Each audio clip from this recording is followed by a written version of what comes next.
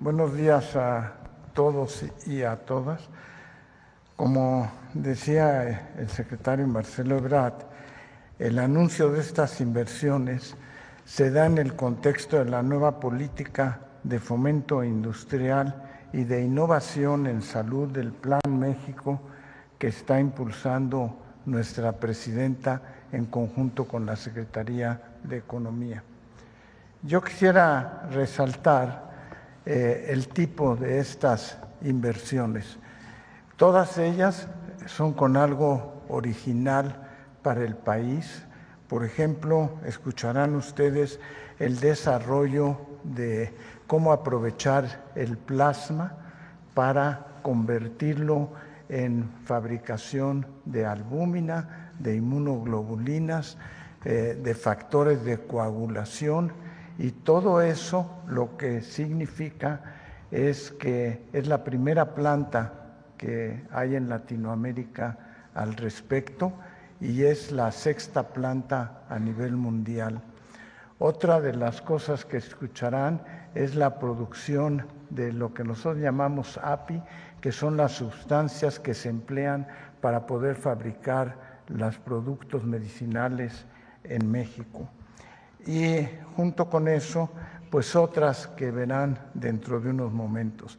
Entonces, no nada más es buscar la autonomía sanitaria, sino también se trata de incentivar el bienestar social y de salud del país y también, por qué no decirlo, un beneficio económico.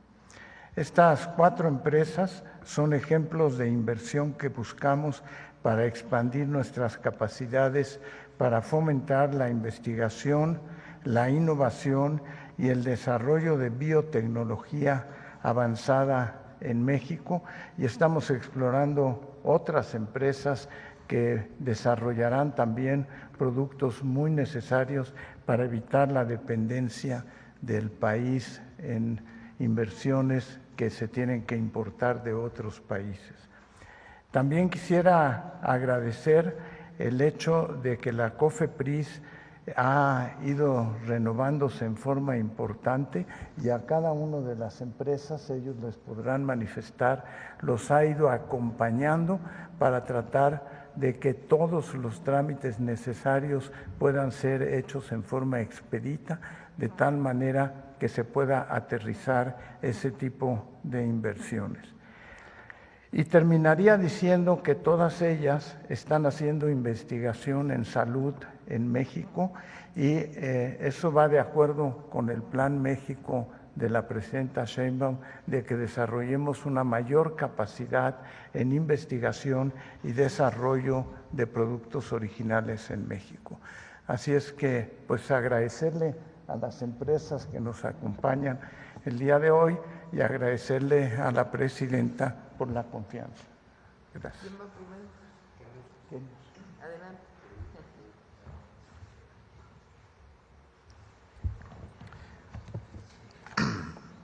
Buenos días, presidenta Claudia Sheinbaum Pardo. Le agradezco profundamente la oportunidad de presentar este proyecto de inversión de Kenner, empresa del Grupo Basol. Valoramos su visión y compromiso para fortalecer la industria farmacéutica nacional. A los secretarios Marcelo Ebrard y David Gersenovich, gracias por la confianza para que la empresa que dirijo pueda estar en tan importante foro. Envío un saludo y reconocimiento al subsecretario Eduardo Clark, a la comisionada Armida Zúñiga y a Carlos Ulloa, titular de Birmex, cuyo liderazgo en sus respectivas funciones ha sido clave para consolidar el ecosistema de salud en México. Permítanme compartirles quiénes somos brevemente. Kenner es una empresa farmacéutica mexicana con más de 65 años de historia, ubicada en el Parque Industrial Toluca 2000. Nos especializamos en productos de cardiología, hematología, antiinfecciosos y medicamentos de emergencias conocidos como de carro rojo. En los últimos años nos hemos enfocado en el segmento de inyectables intrahospitalarios, que hoy representa el corazón de nuestro negocio. Presidenta, hoy queremos anunciar con orgullo un plan de inversión de más de 5,180 millones de pesos, que incluyen la expansión de nuestra planta para triplicar la capacidad instalada, con apertura prevista en el primer trimestre del 2027. Esto nos permitirá garantizar en varios de nuestros productos la soberanía farmacéutica nacional. La creación de un centro de mezclas para oncología, antibióticos y nutrición parenteral. También servicios integrales de anestesia, así como inversión para nuevos registros sanitarios para medicamentos estratégicos para el país y, muy importantemente, un centro de producción local de células CAR T-cells de tercera generación, única en Latinoamérica, que colocará a México a la vanguardia de la medicina personalizada. Estos proyectos generarán cerca de 800 empleos directos especializados y alrededor de 2,000 empleos indirectos, impulsando el desarrollo económico y social del país. Presidenta, como ve, nuestros planes están totalmente alineados al Plan México y con su visión de un país más próspero, incluyente y con bienestar para todas y todos.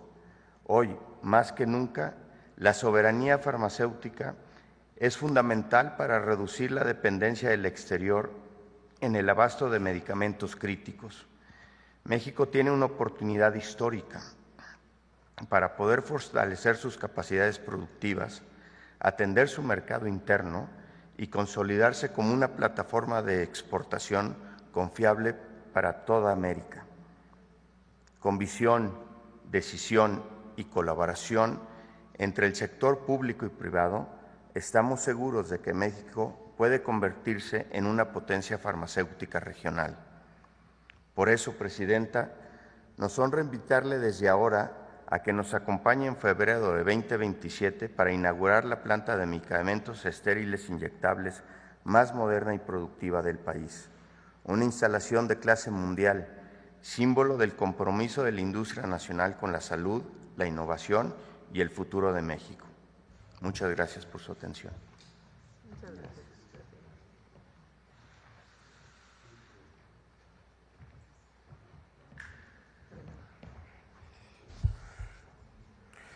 Buenos días a todos. Presidenta, muchas gracias. Hoy quiero presentarles una empresa que se llama Genbio, 100% mexicana y que marca un hito importante en el sistema de salud de nuestro país. Genbio alberga la primera planta de fraccionamiento de plasma humano en México y la única en su tipo en Latinoamérica. Desde aquí producimos medicamentos esenciales como la albúmina, la inmunoglobulina y los factores de coagulación. Son medicamentos que requieren millones de pacientes y que algunos necesitan para vivir, como el caso de los hemofílicos con los factores de coagulación.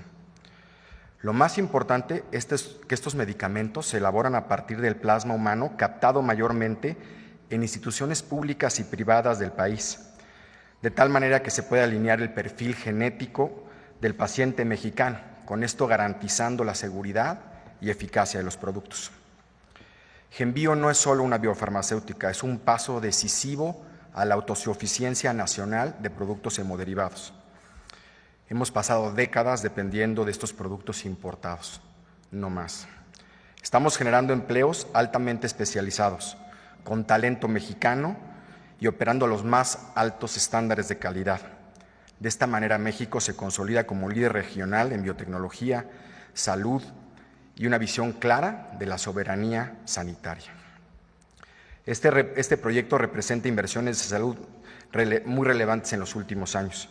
Más de 2,400 millones de pesos ya invertidos en infraestructura, tecnología y talento.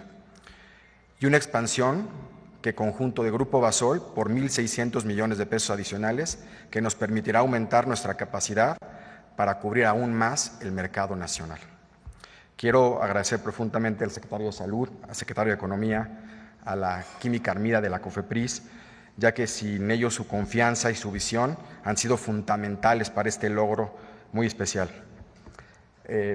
Presidenta, muchas gracias por su respaldo a la industria nacional y por su firme compromiso por el bienestar de los pacientes. En GenBio trabajamos con orgullo y responsabilidad por un México más fuerte, más autosuficiente y más saludable. Muchas gracias. Muchas gracias. Adelante. Gracias. Presidenta Cona, que me da a mí mucho gusto. Gracias por permitirme hoy ser la voz de muchas personas que trabajamos incansablemente para construir una empresa que se llama Grupo Farmacéutico Neolfarma. Grupo Farmacéutico Neolfarma es hoy uno de los grupos farmacéuticos más importantes del país. Hacemos desde vitaminas hasta productos de alta especialidad. Hacia los siguientes años tenemos planteados 8 proyectos y el día de hoy queremos presentar 2. Dentro de estos 8 proyectos, la inversión va a ser alrededor de los 6,000 millones de pesos, pero permítanme hoy hablar de este proyecto que es Alfarma Biogentec. En la empresa tenemos grandes sueños y la biotecnología, no podía ser la excepción. La verdad es que el tratamiento de las enfermedades se ha revolucionado con los medicamentos biotecnológicos. Son, sin embargo, tratamientos caros y se vuelve difícil el acceso a estos. Tener entonces en México este tipo de plataformas es fundamental. Empezamos el sueño con un grupo de especialistas y hoy podemos decirle que está sustentado en 2 pilares. Uno que tiene que ver con infraestructura. La infraestructura será para la producción de biofármacos de células microbianas. También estaremos haciendo llenado de biotecnológicos y también estaremos haciendo vacunas. En el otro brazo del proyecto estará el desarrollo.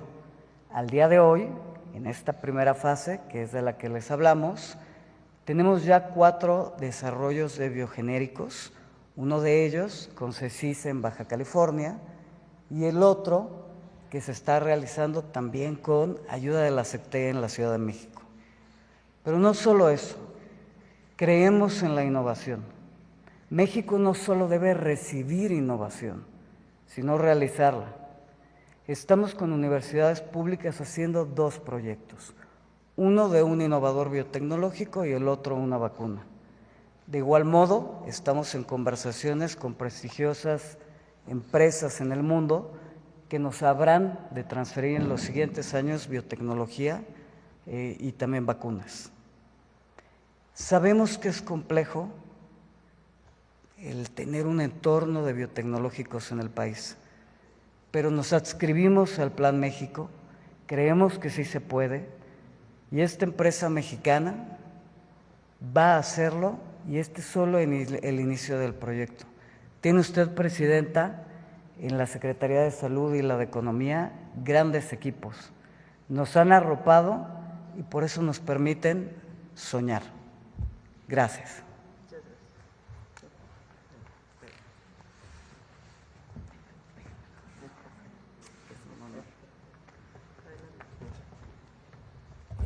Con su permiso, señora presidenta.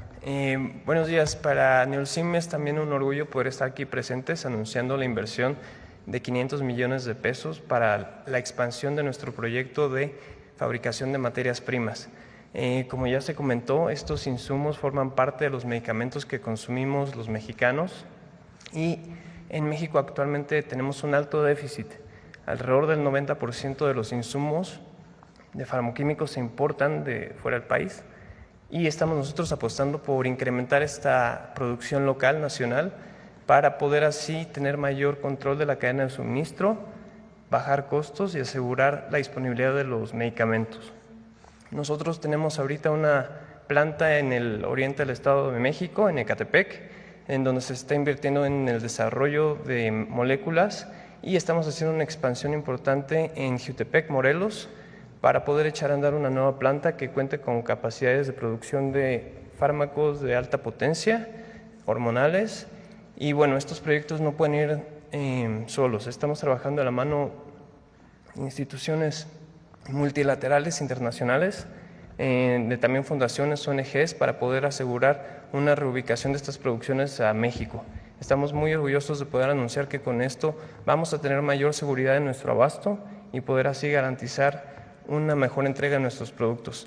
Agradecemos sobre todo el acompañamiento que nos ha dado la Secretaría de Salud, la COFEPRIS y la Secretaría de Economía para poder empujar estos proyectos. Notamos sin duda que podemos ir mucho más adelante y estamos con muchos sueños, como se platicaba, de poder involucrar nuestra producción a proyectos de la academia y recibir transferencias de tecnología para formar parte de la cadena de innovación. Muchas gracias. Gracias. Listo, ¿verdad? Bueno, si les parece, hacemos una ronda de preguntas sobre este tema y después despedimos a nuestros invitados y luego ya nos quedamos hablando de otros temas. ¿Les parece? Bueno, sobre el tema, a ver aquí.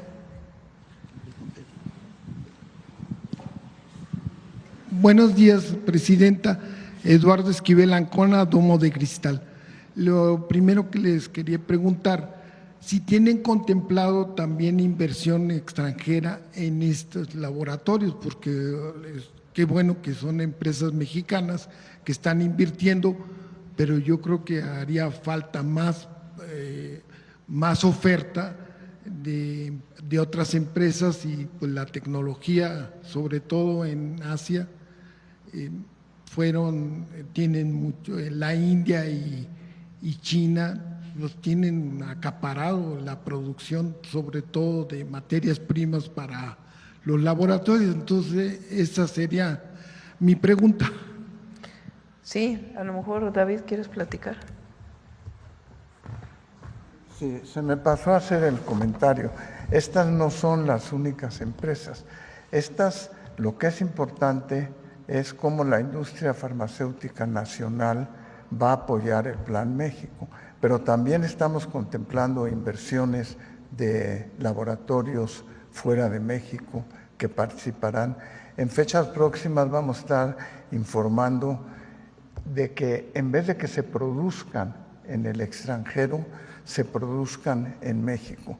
O sea, que haya coinversión en la producción y se desarrolle entonces la industria farmacéutica en México como un polo de desarrollo económico, pero además un polo de desarrollo de investigación. En el programa del Plan México, en los distintos polos industriales que se va a establecer, la idea es que además se establezcan centros académicos que vayan fortaleciendo el desarrollo de la industria. Pero sí, la inversión de la industria no nomás es nacional, sino también del extranjero, pero en producción en el país. Muchas gracias.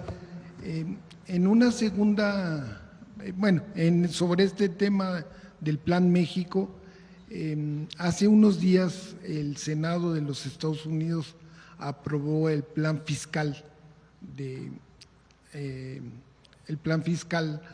Trump, que viene pues recortes al presupuesto para servicios médicos en los Estados Unidos, viene recortes a la gente de menos ingresos, pero sí vienen grandes estímulos fiscales a las grandes empresas, y esto no afectará el Plan México del nearshoring, porque puede ser que prefieran invertir en Estados Unidos ante este plan fiscal, aunque México os ofrece mejor logística y más con menos costos de mano de obra, menos costos. Entonces, ya se hizo una evaluación, todavía falta que lo aprueben, ya lo aprobó el Senado, pero ahora falta que lo apruebe el Congreso en general, ahí en Estados Unidos. Entonces, esa sería la pregunta, si nos podría afectar en el nearshoring esto, en la inversión en México, este plan fiscal de Trump.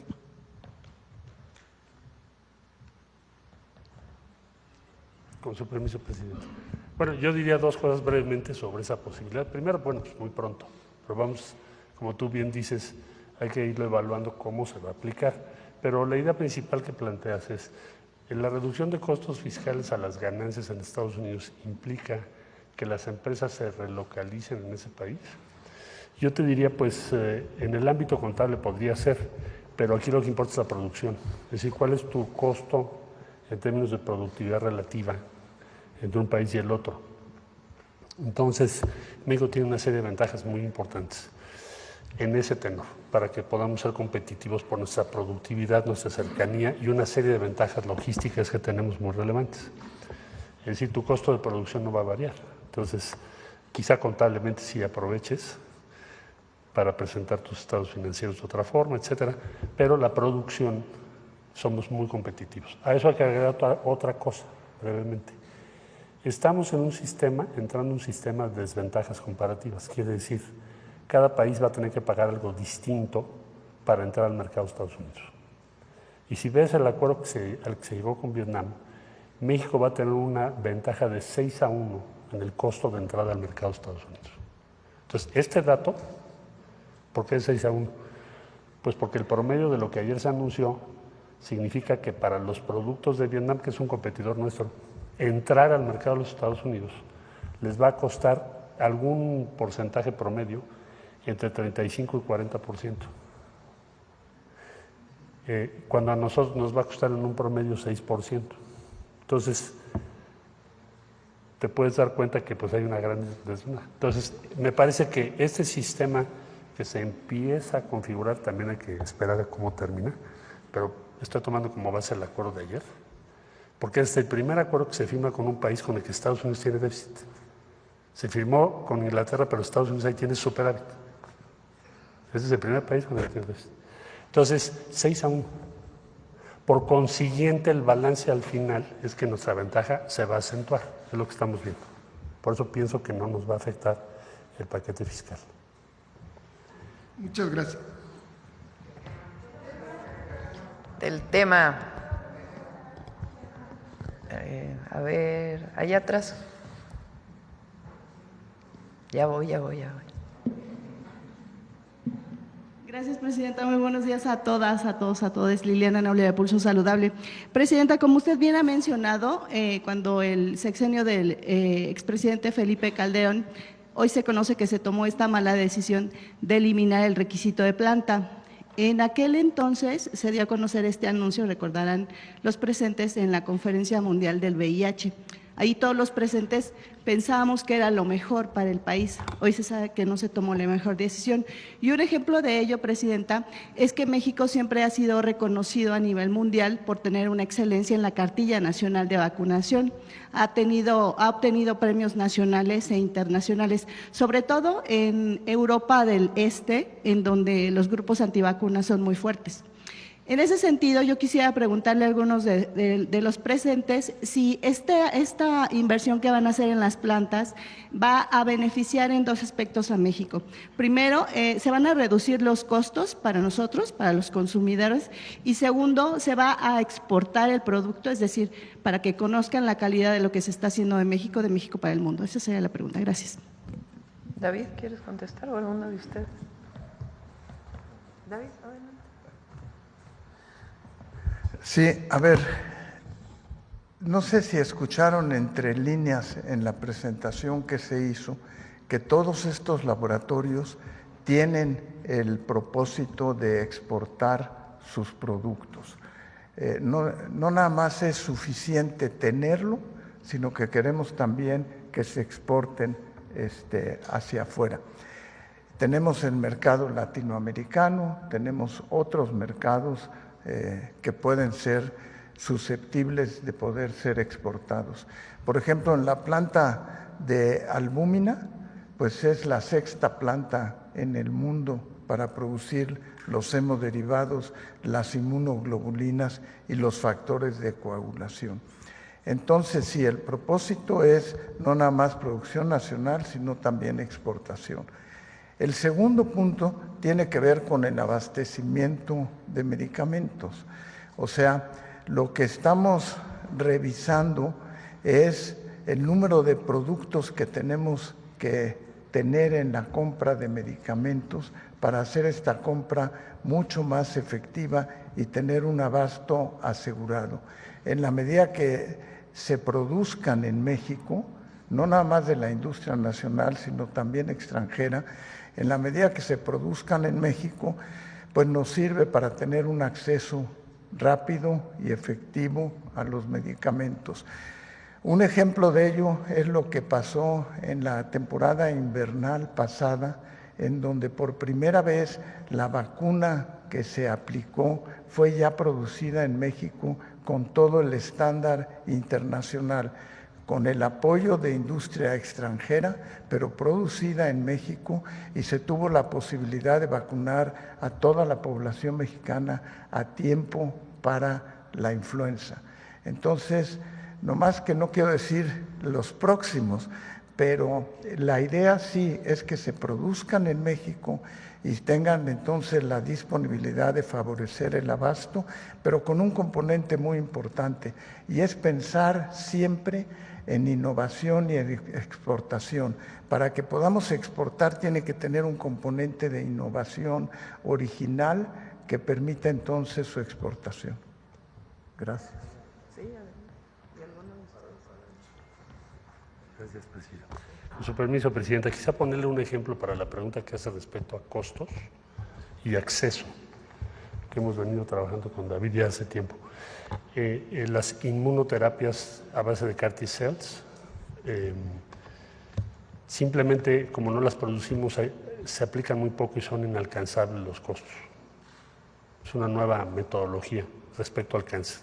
En primer lugar, la leucemia, en donde además tenemos prevalencia mayor, sobre todo en grupos de edad infantiles. Entonces, significa, lo que se está anunciando, que vas a poder producir en México esto. ¿Quiere decir en precio qué? Que lo que hoy te cuesta $250,000, cuando menos, lo puedas hacer accesible a la población en México. Ahí puedes bajarlo mínimo, lo vas a bajar 20-25%, máximo, pues puede ser que lo bajemos más del 80%, depende de la escala. Pero eso significa que va a ser accesible en el sistema público de salud. Hoy no lo es. No solo es un tema de costo y precio, sino que sea accesible para las personas. Esa es la prioridad del gobierno, lo que ha marcado la presidenta. Por eso importa mucho la inmunoterapia, esto para cáncer. Es un ejemplo. Imagínate $250,000. O sea, quiere decir que una sola aplicación para una persona, pues son más de $500,000, nada más las células. Con esto que se está anunciando hoy, vas a poder tener acceso. Va a seguir siendo caro, pero mucho más barato que las $250,000.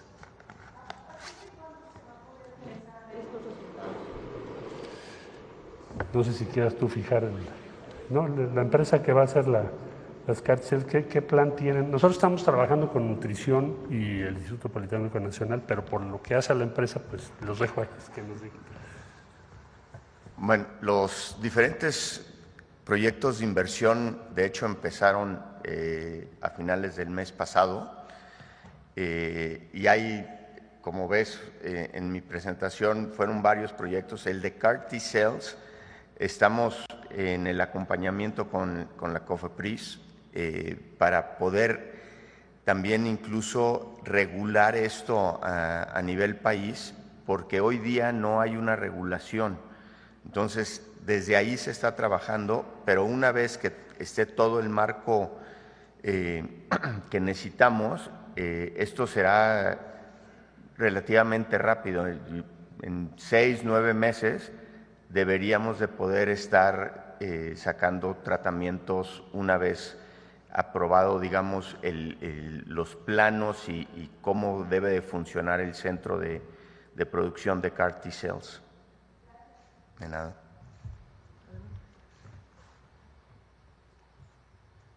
Y por la parte de exportaciones, en la parte de ingredientes activos, yo te podría decir que ya lo estamos haciendo. De hecho, México tiene todo el potencial de convertirse en un polo de abasto. Todos sabemos que con los conflictos geopolíticos o incluso el cambio global, muchas veces la materia prima no llega a esta región del mundo. Tener en México producción de estos ingredientes activos nos va a dar abasto, nos va a dar suficiencia sanitaria y nos va a permitir exportar. Toda la región de Norteamérica es el cliente natural, pero ya, por ejemplo, en esta planta que hoy anunciamos, hay proyectos con una ONG mundial para surtir a países de la región de Medio Oriente, África y Asia. Entonces, esto es una realidad. A ver, alguien que no haya preguntado recientemente. ¿Sobre el tema? A ver, sobre el tema. ¿Quién más va a preguntar sobre el tema? Adelante, el compañero de Basta. Ajá. Gracias. Buenos días a todos y a todas. Juan Hernández de Diario Basta, Tabasco hoy, Campeche hoy y Quintana Roo hoy del Grupo Cantón. Hace mucho que no pregunta. Es que salió una estadística, ¿no? De quién preguntaba más y saliste tú, pero por eso hace rato que no preguntabas hasta ahora. ¿Es tu cumpleaños? Bueno, al finalizar cantamos las mañanitas. Un aplauso. No, gracias.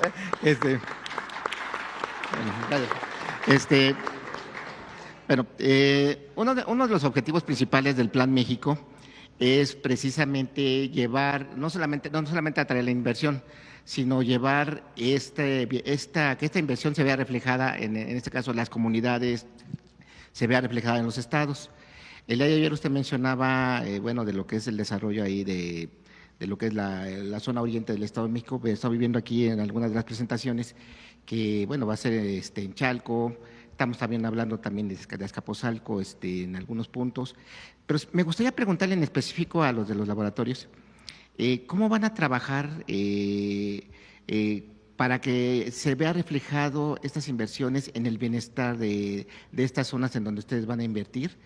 Eso es por un lado. Por el otro, siempre se ha manejado, o en este caso la oposición ha manejado un entorno negativo, que todo va a ir mal, que está yendo mal, que no va a haber crecimiento. Sin embargo, ustedes están apostándole aquí al país, le están apostando a un modelo económico que lleva bienestar social a la población. O sea, no se va a quedar la riqueza arriba, sino que se va a distribuir. Verle por qué, ustedes cómo visualizaron estar invirtiendo aquí en México en una situación entre comillas adversa, dicho por analistas internacionales, pero que en la realidad ustedes están dando un mensaje que es todo lo contrario. Ese sería por ese lado. ¿Alguien quiere contestar? A ver, primero.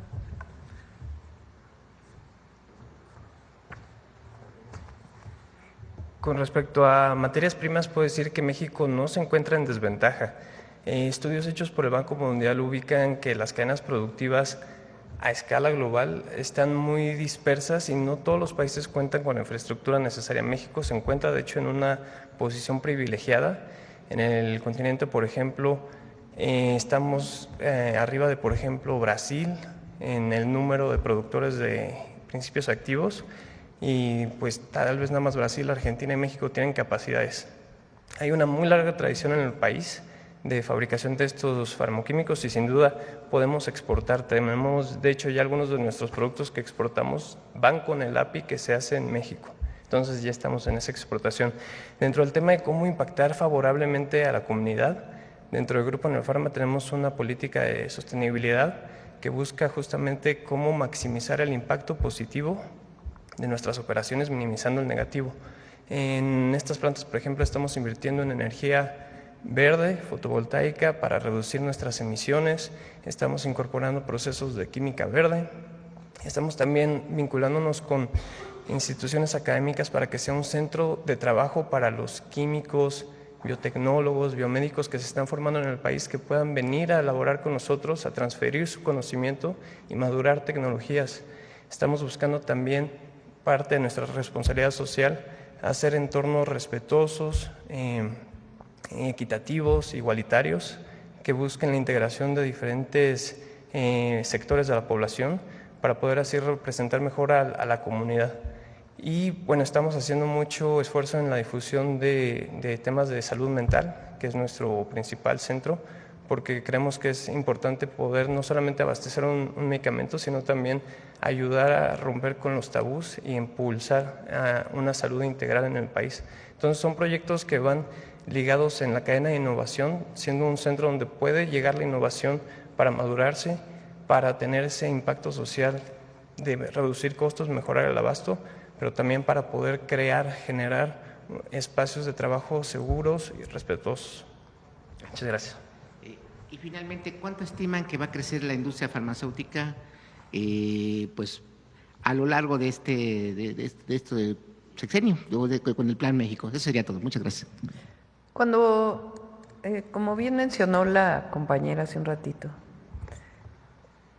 la participación de la industria farmacéutica que produce equipo médico, medicamentos, material de curación, en México cayó muchísimo a partir de una decisión de cambiar la ley de salud.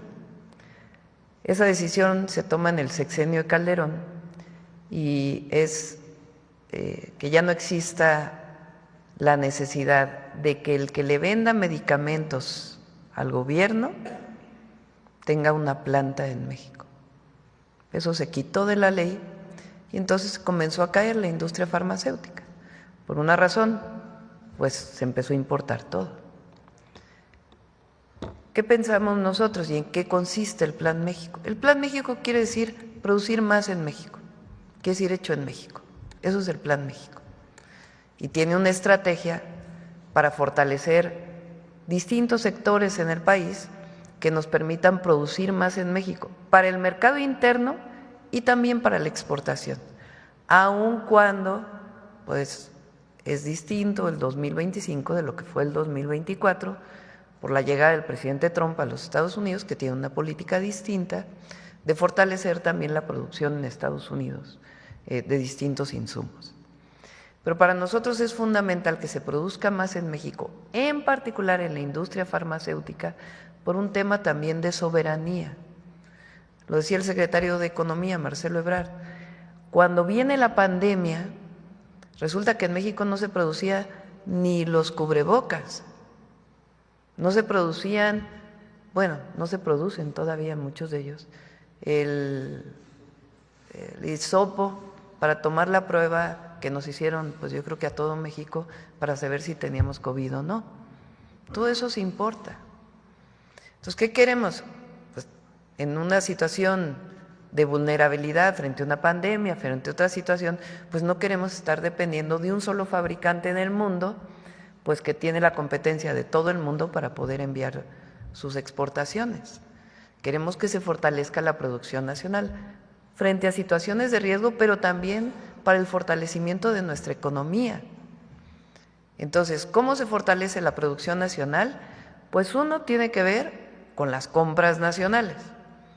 El gobierno compra en 2 años, vamos a destinar pues alrededor de, ahora ya son menos porque se ha ahorrado bastante de lo estimado, pero 250,000 millones de pesos en 2 años, entre material de curación y medicamentos.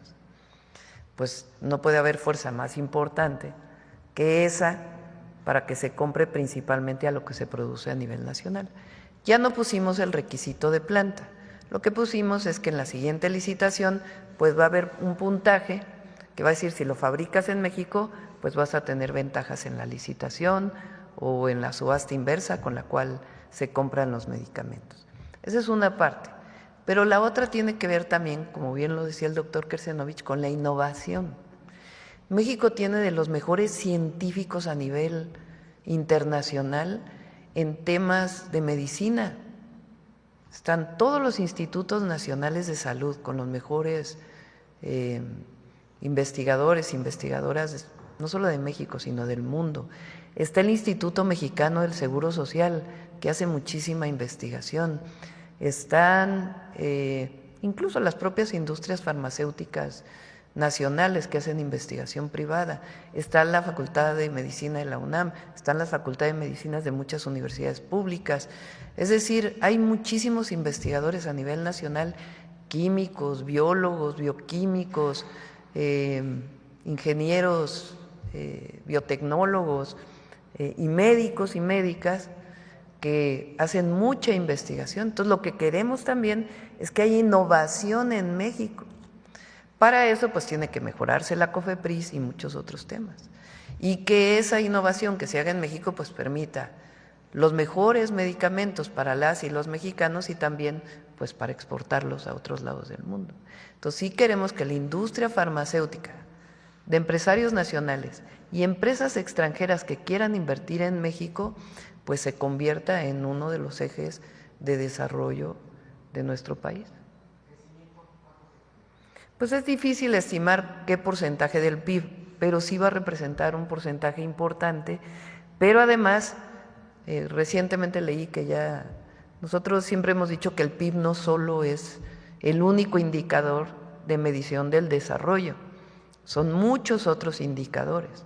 Y hay indicadores que tienen que ver con el desarrollo científico, con el número de empleos que se generan y otros temas. Pero también va a generar el impulso a la industria farmacéutica nacional, con inversión nacional e inversión extranjera directa, pues un polo de desarrollo para nuestro país. Sobre el tema.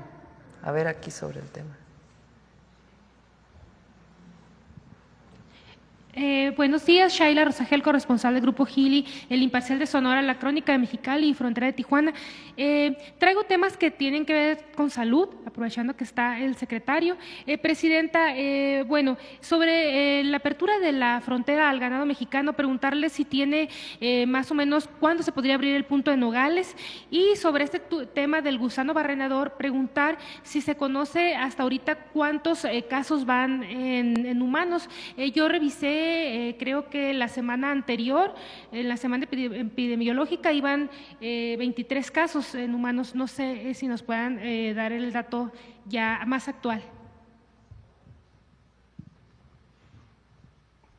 Sí, el número de casos por gusano barrenador está cerca de 30 casos.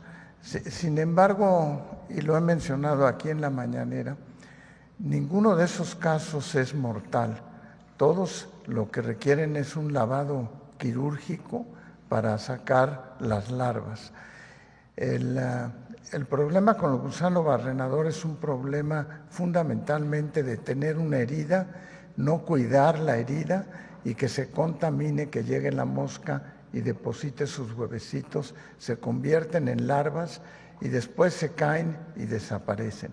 Y es un problema más de higiene y es lo que estamos fomentando, el cuidado de no tener heridas abiertas, descubiertas, y tener heridas limpias. Pero otro aspecto muy importante es que en ningún caso se acompaña de mortalidad, es nada más un problema de higiene. Muchas gracias.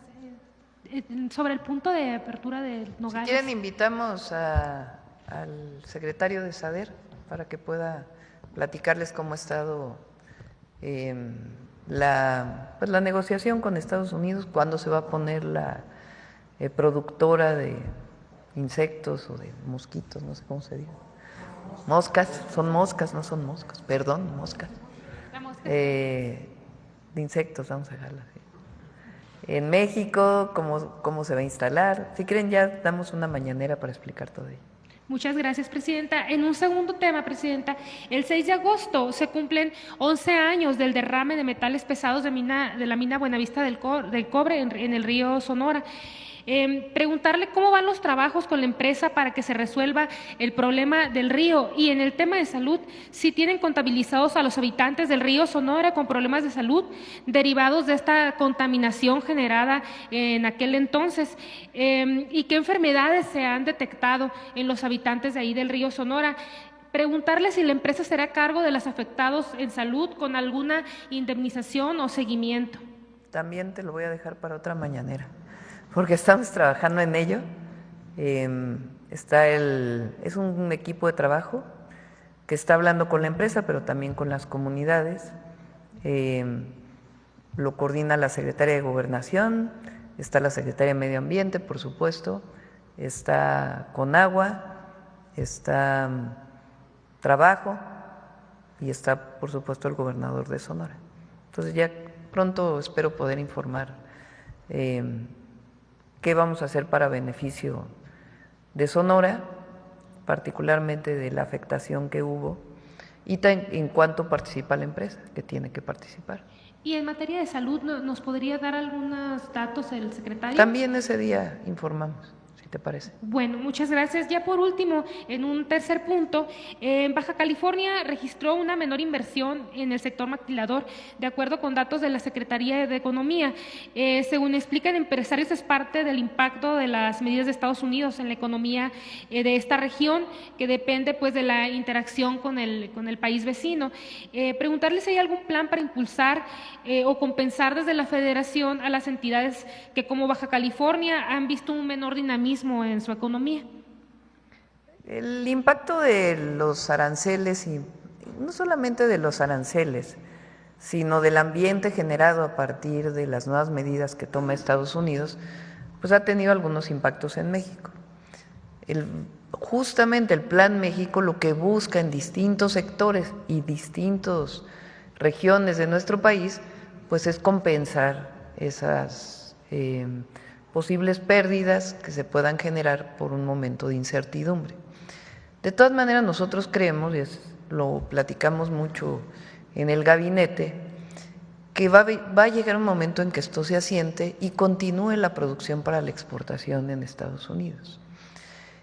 México sigue siendo muy competitivo para la exportación y el acuerdo final al que lleguemos con Estados Unidos pues va a permitir que la economía en nuestro país continúe exportando, que fue uno de los elementos centrales del desarrollo de los últimos 30 años, pero también que busquemos otros mercados, que es uno de los elementos del Plan México, y cómo la producción nacional y el consumo nacional pues compensan también una parte de estas exportaciones. Entonces, está saliendo los datos, por ejemplo, ahora de abril, de mayo, y va a tener algunos impactos, pero se está destapando la construcción en México, por ejemplo, pública y privada, y todo ello va a ir compensando a lo largo del segundo semestre alguna afectación que se pudiera haber generado por una situación de incertidumbre pues generada por los Estados Unidos. Esta situación la viven pues prácticamente todos los países del mundo. Aprovechando que está el secretario de Economía, preguntar si viene algo para Baja California. Hace poco pues presentaron los 15 polos, no estaba Baja California, si viene algún anuncio importante para la entidad. Con su permiso. Como se presentó aquí con la presidenta, cuando explicamos lo de los polos, esta primera etapa, pues están ya 14 entidades federativas, pero tenemos propuesta del resto de las entidades federativas. Hay una comisión intersecretarial, evaluamos, tiene que haber un predio de carácter público, de preferencia, o en la sociedad, y bueno, pues seguramente vamos a tener también la propuesta de Baja California. Ya le daríamos a conocer en su oportunidad, en la segunda etapa, que es pronto. A usted. Vale la pena decir que durante mucho tiempo, si ustedes recuerdan, se dijo que la mejor política industrial era no tener política industrial. Durante todo el periodo pues neoliberal y el momento más álgido, se decía no tiene sentido tener política industrial porque hay que comprar donde sea más barato. El gran tema es el libre comercio. Nosotros sí tenemos política industrial y sí creemos en la política industrial. Creemos en la política pública, creemos que debe haber planeación en el país. Eso no significa que todo lo deba hacer el Estado, jamás hemos pensado eso. La iniciativa privada es fundamental para el desarrollo de nuestro país. Lo que queremos es que haya una política industrial que le dé una visión de largo plazo a nuestro país, igual que una política en turismo y en otros sectores. Eso es el Plan México. Entonces, a diferencia del pasado, donde una situación así hubiera generado, pues imagínense en cómo pensaban, hubiera sido un momento en donde no se hubiera sabido hacia dónde moverse. Nosotros, desde que entramos, dijimos, tenemos un plan, y ese plan es desde el gobierno, pero es compartido con la iniciativa privada y con la gente, para que haya un desarrollo industrial en nuestro país, en sectores que dejaron de ser importantes y en sectores innovadores que nos permitan a México una visión de largo plazo. Esa es la gran diferencia. Bueno, del tema, una más del tema, porque acá no fue tan del tema, ¿verdad? A ver. A ver acá, Capital 21 también, que hace rato. Vamos a darle a la ciudad. Gracias, presidenta. José Manuel Fuentes, de Capital 21. Preguntarle sobre lo que acaba de decir el director de Gimbio. Presentó una lámina en donde dice que se generarán 100 empleos especializados en biotecnología, ingeniería y en procesos farmacéuticos. Preguntarle al director si se van a considerar los egresados de las universidades públicas que usted también ahorita acaba de comentar, presidenta. Gracias. Muchas gracias. Sí, son, pareciera pocos empleos en el sentido del número, pero son altamente especializados. La planta de nosotros está en el Estado de México, en Chalco, y claramente todo nuestro personal es de la zona y estamos promoviendo que sea gente local la que impulse el negocio. Como comentábamos, no se trata solamente de sustituir importaciones, que es muy importante, pero también de reducir costos, ¿no? Para el gobierno, para lo que compra. En el caso de los plasmaderivados, que como les comentaba, tienen décadas siendo importados, no solamente aquí en México los vamos a fabricar, pero les comentaba que los fabricamos a partir de plasma. El plasma mexicano hoy en día se desecha por no haber una planta de fraccionamiento en el país. Cuando ustedes donan sangre, esa sangre se separa en dos grandes componentes. Uno, vamos a decir, la parte roja, que le decimos el componente hemático, ese se queda en el banco de sangre, es el que te sirve para una transfusión, en una operación. Pero luego viene la parte que es el plasma, la parte amarillenta de la sangre. Ese plasma hoy en día se desecha porque no hay que hacer con él. Entonces, parte de la visión platicada con el secretario es decir, es cómo hacemos uso de ese plasma desechado y poderlo industrializar para que acaben medicamentos que son tan vitales para el país. Entonces, el Plan México se apega perfectamente, es crear más empleos especializados, reducir costos, disminuir importaciones. Muchas gracias. Presidenta, también, por último, preguntarle, precisamente hace un mes, su gobierno emitió el decreto para el fomento de inversión en el territorio nacional de este sector de la industria farmacéutica, también para empresas extranjeras. Preguntarle si ya ha habido quienes quieren participar. Estamos con pláticas, platicamos incluso con primeros ministros, el canciller de Alemania y presidentes en el G7 con la comunidad económica, la comunidad europea. Entonces, hay pláticas con Alemania, hay pláticas con la India, hay pláticas con Brasil. Entonces, hay diversas pláticas que no solamente tengan que ver con que sus empresas vengan a instalar una planta aquí, sino también que haya el vínculo entre empresarios mexicanos y empresarios de los distintos países que puedan construir nuevas plantas. Y además lo que va a hacer Birmex, ¿no?, que lo he planteado aquí. Birmex hoy está trabajando, vinieron unos científicos de Serum, ¿no?, de la India, con la posibilidad de que haya acuerdos para fabricación de vacunas a través de Birmex y recuperar la capacidad de producción de vacunas de Birmex, entre otros temas. Entonces sí hay pláticas, las tiene el secretario de Economía, el secretario de Relaciones Exteriores, obviamente nos ayuda, y David Kersenovich, que es hiperactivo. Nada más para precisar, presidenta, lo de la reunión con la India, ¿con quién sería? ¿Con el sector farmacéutico o con quiénes sería? Sí, con el sector farmacéutico. Serum es una empresa que tiene una parte de capital estatal. Entonces son distintas, estamos generando distintos mecanismos que permitan a México tener mayor soberanía, mayor innovación y mayor capacidad de exportación también. Muchas gracias, presidenta. Bueno, el último, a ver allá Carlos, y ya cerramos sobre el tema. Carlos Guzmán, de 4 Media Telecomunicaciones. Doctora, buen día para todos y todas. Para preguntarle a Marcelo, al secretario Marcelo Ebrard, él cuando fue secretario de Relaciones Exteriores, ahorita que tocó el tema de la India, él viajó por India, por China, incluso tuvo acercamientos, si no mal recuerdo, con gente de India.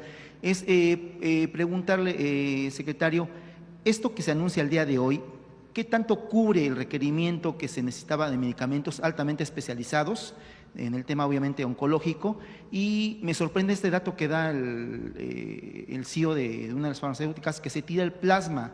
Regularmente el plasma se ocupa, tenemos aquí al especialista, el doctor Kesenovich, para fabricar vacunas o inmunológicos para diversos tipos de cáncer.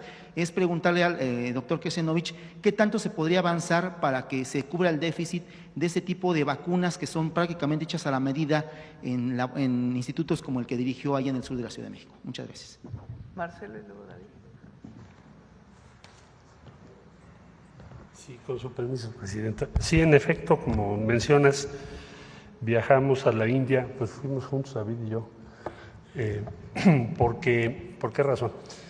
Para implementar en México lo que llamamos inmunoterapias. Fuimos a Mumbai, incluso hablé un consulado, y el Instituto Tecnológico en Bombay hizo un convenio con el Instituto Nacional de Nutrición, el Instituto Politécnico Nacional, y este año empezamos a trabajar ya lo que son las CAR T-cells. Quiere decir, tomas una célula T de tu médula, luego con un vector se le introduce una instrucción para atacar un tipo de célula cancerígena, depende de cada caso. En este caso podría ser respecto a leucemia u otra célula. Entonces es lo que se hace. Suena muy fácil, pero es muy complejo. Entonces, ese proyecto ya por el lado del sector público destinado al sector salud tiene un avance considerable, y fue una propuesta que hizo David Kesenovich aquí presente entonces, y el presidente López Obrador nos pidió que fuéramos pues al lugar directamente donde se hizo esta tecnología.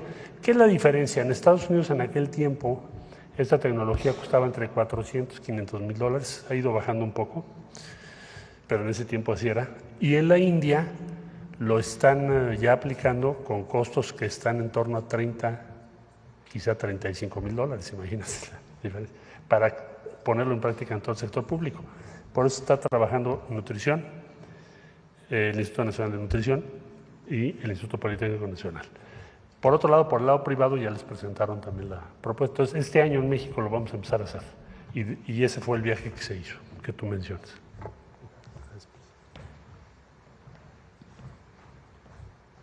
En relación al plasma, es precisamente lo que se ha comentado. Cuando se fracciona la sangre se usan los glóbulos rojos. También se usa el plasma, nada más que el plasma tiene una vida media de 3 semanas. Se puede guardar en el refrigerador y se puede usar.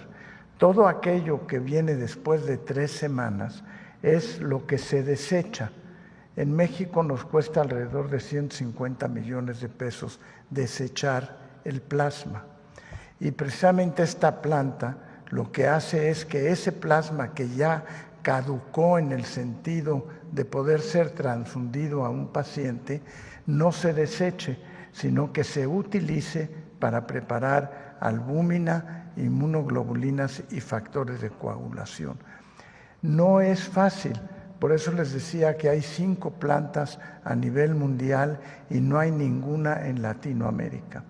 Y también cuando hicimos la evaluación del costo con el laboratorio, resulta que nos vamos a estar ahorrando millones de pesos en el costo que pagamos a la importación de esos productos. Y no siempre la hay. Por ejemplo, durante la pandemia tuvimos un verdadero problema en conseguir esos productos. Entonces es evitar el costo de tener que deshacer, eliminar, incinerar el plasma. Segundo, utilizar el plasma mexicano que tenemos. Aproximadamente el 50% de las donaciones de sangre se tira ese plasma, se desecha, 50%. Y tener la posibilidad de tener abasto en México y además mucho más barato. Y en relación a las células CAR T-cells, si puedo añadir un comentario, es pensar en la innovación a futuro. El tratamiento del cáncer actualmente es con quimioterapia o inmunoterapia, pero lo que viene es el tratamiento personal con células que se editen genéticamente.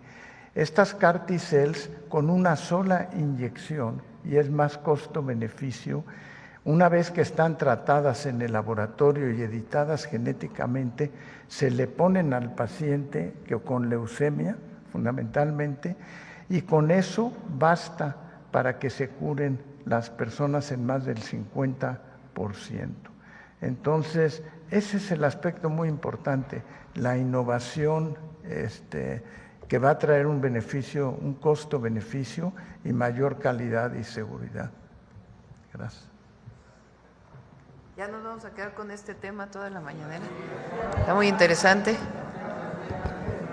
Bueno, a ver aquí adelante que nos preguntamos. Luego vamos para acá. Presidenta, buenos días. Soy Teremora Guillén, corresponsal del canal de las noticias que se transmite en el estado de Chihuahua, en Juárez y en los municipios fronterizos de Tijuana y Mexicali.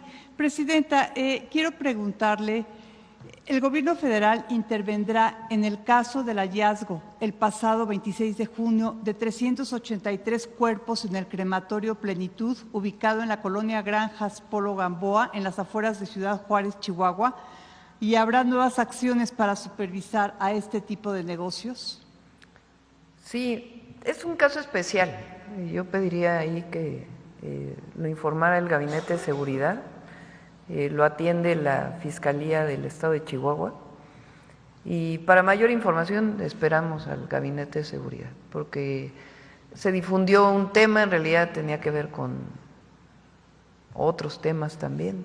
Entonces, para que se dé el balance global, el martes viene el Gabinete de Seguridad y les pedimos que ahí nos expliquen este caso. Y, perdón, una pregunta respecto al tema del día de hoy. Se va… En todo este proyecto y en el Plan México y la industria farmacéutica, ¿se va a contar con el Centro Nacional del Genoma Humano? Bueno, existe el instituto. El Instituto del Genoma Nacional Humano. de Genómica. Ajá. Ya existe. ¿Pero lo van a utilizar en esto? Son parte de los institutos nacionales de salud. La INSAE, pues es institutos de tercer nivel que además tienen investigación. Investigación de muy alto nivel, igual el Instituto Mexicano del Seguro Social y otras instituciones públicas y privadas tienen investigación en salud y por supuesto que son parte de todo este desarrollo. Muy bien. Presidenta, ahora volviendo a Ciudad Juárez, cayó verdaderamente un diluvio, incluso ya se implementó el plan DN3. ¿Habrá entrega de enseres a los afectados por estas lluvias? Hay varios estados afectados por las lluvias recientes, por supuesto Oaxaca y Guerrero, por el huracán Eric, y hay afectaciones en Tamaulipas, está ahí ahora la Coordinadora Nacional de Protección Civil por el desbordamiento de uno de los ríos, particularmente en Madero y en Tampico. Y también hubo una lluvia completamente atípica en Ciudad Juárez. Ahí está atendiendo el municipio principalmente y se está dando el apoyo por el plan DN3 y en todo caso ya terminó la emergencia, ya veremos si es necesario también un censo por parte de Bienestar. Muchas gracias, Presidenta. Ahora otra pregunta sería… ¿Cómo garantiza el Gobierno federal que la Secretaría de Seguridad y Protección Ciudadana mantenga el liderazgo en las políticas de seguridad pública cuando muchas funciones operativas han sido asignadas a las Fuerzas Armadas? Si quieren hablamos de seguridad el martes, ¿no? Vamos, porque no era del tema, ahora sí que nos… De acuerdo. Y otra pregunta, Presidenta. Porque, a ver, la Guardia Nacional tiene sus tareas, claro. La Secretaría de Seguridad y Protección Ciudadana tiene sus tareas, la Defensa con el Ejército tiene sus tareas, la Marina tiene sus tareas. Entonces, todas estas instituciones de seguridad pública vinculadas con las instituciones de seguridad pública de los estados y de los municipios, las Fiscalías General de la República y estatales y el Poder Judicial, cada uno tiene una tarea en la pacificación y en la disminución de la violencia y la inseguridad en el país. Entonces, cada uno cumple su tarea y ya vamos a informar De manera independiente. No, coordinada. Muy bien. Recuerden que la política de seguridad, uno de sus ejes es la coordinación entre las instituciones federales y también entre las instituciones federales y estatales y municipales. Uno de los casos, por ejemplo, es el que planteamos ayer en los 10 municipios del Estado de México, donde ahí participan los municipios, el Estado y la Federación. Presidenta, bueno, es una pregunta más también. ¿Cuándo vendrá Sergio Salomón del Instituto Nacional de Migración para hablar sobre el tema? Ya va a venir. ¿Sí? Bueno, y la última, con miras a la Copa del Mundo 2027, México tendrá que reforzar sus procedimientos de ingreso para los visitantes extranjeros. ¿Contemplan constituir algún comité de seguridad trinacional para prevenir acciones o ataques en los eventos? Ya vamos a presentar lo del Mundial también. Hay varios temas, está el tema de seguridad, está el tema de migración. En algunos casos es al revés, hay que facilitar las visas, pues, si no, ¿cómo van a venir los jugadores de los equipos a jugar? Pues hay que facilitar ya todo lo que tiene que ver con quienes son parte, pues, del Mundial. Entonces son muchísimas áreas que está coordinando la Secretaría de Gobernación. Muchas gracias. Gracias. A ver, ahora sí del tema, y si no, pues ya, pero del tema, de veras, del tema, a ver acá.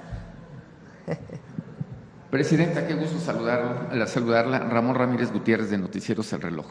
Preguntarle sobre el tema, Presidenta. Bueno, vengo de Oaxaca, tenía otros temas, pero ahorita es importante.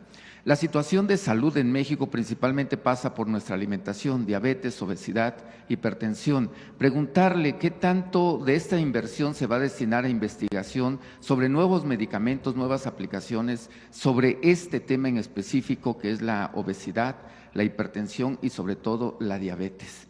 La insulina, que todavía sigue siendo un problema, la forma de aplicarse la insulina, si ya se está pensando otra forma de cómo aplicarse este medicamento. Sí, usted acaba de preguntar sobre los padecimientos más frecuentes en México. Una de las estrategias que estamos implementando fue el diseño de los programas de atención médica, programas nacionales de atención médica, que los hemos abreviado como PRONAM. Cada una de las enfermedades que mencionó, diabetes, hipertensión, daño renal, obesidad y sobrepeso, la atención en los primeros 1000 días de vida y las vacunas, están ya resumidas en una hoja por los dos lados. Esas hojas tienen unos QRs que además hablan sobre cómo reconocerlas en fase temprana, cuándo referirlas a un nivel, segundo y tercer nivel de atención, y muy importante, lo que hay que hacer para el tratamiento de esas enfermedades. Y en ese QR que tiene el tratamiento están los productos que ya están disponibles en México. Entonces, lo que se trata es evitar la dispersión en cómo tratar esas enfermedades y que en forma sencilla, cuando el médico abra su expediente, tanto en público como en privado, tenga la indicación de cómo se debe de hacer la atención de esos enfermos.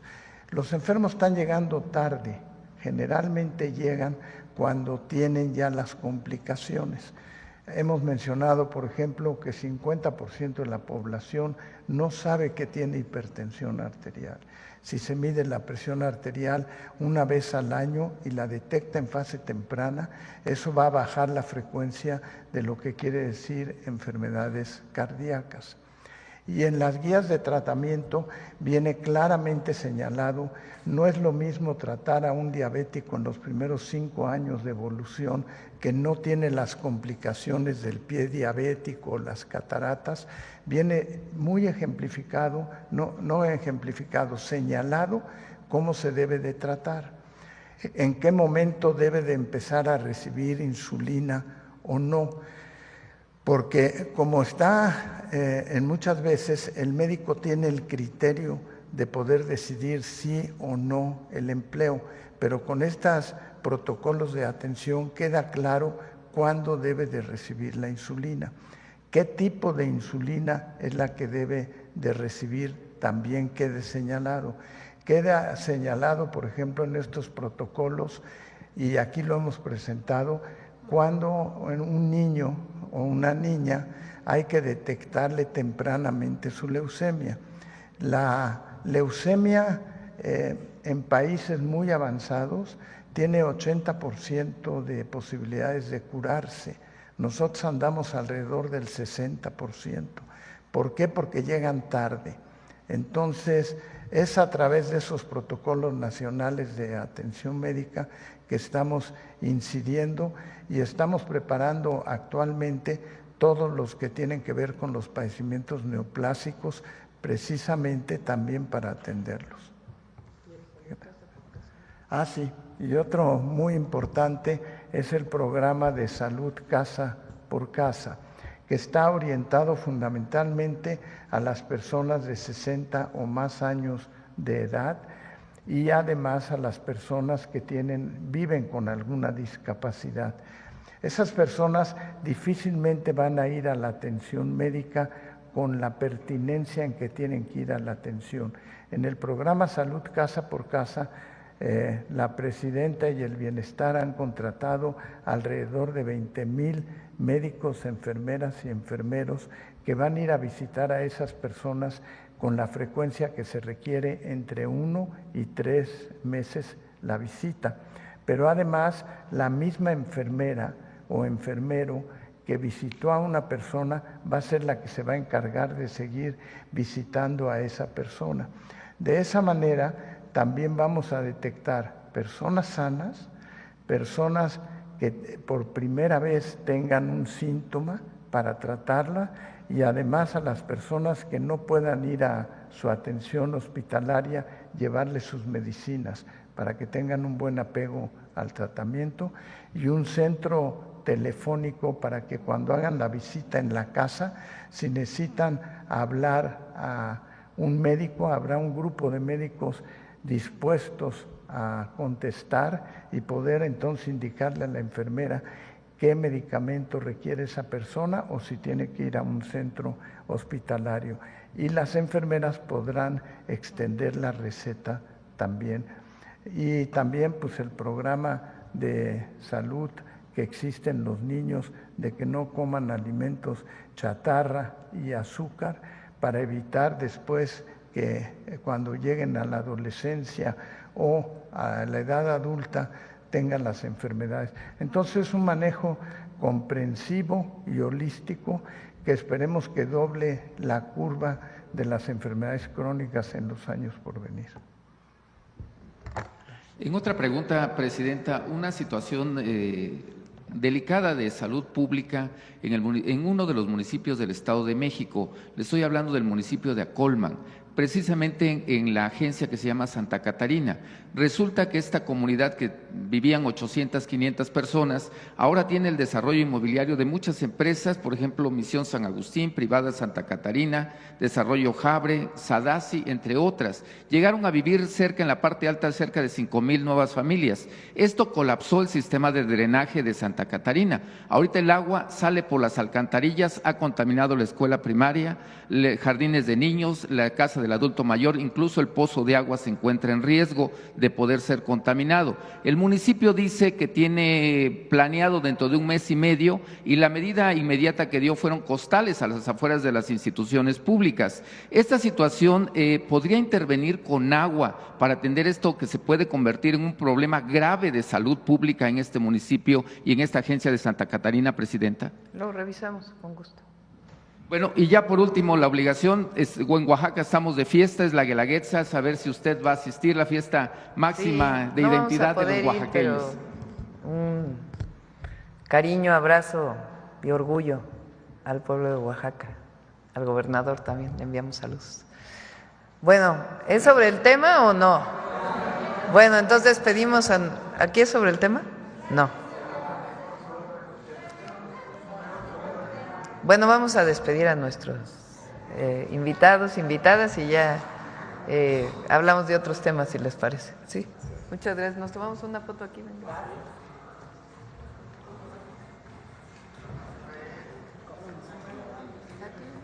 Yo me voy a poner las mujeres aquí, por favor.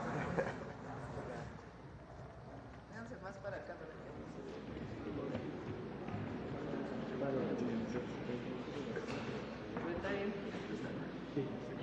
ya lo vi. ¿Dónde?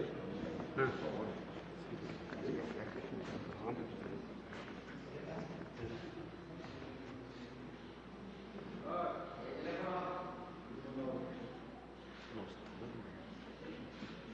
¿Listo?